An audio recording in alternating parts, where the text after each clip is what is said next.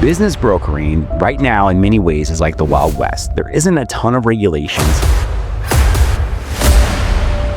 Not a lot of people are doing it, which means there's a huge opportunity to get into the business. We've seen brokers make hundreds of thousands of dollars only doing this part-time. I've owned multiple businesses in my career, and trying to sell one while you're running it is next to impossible.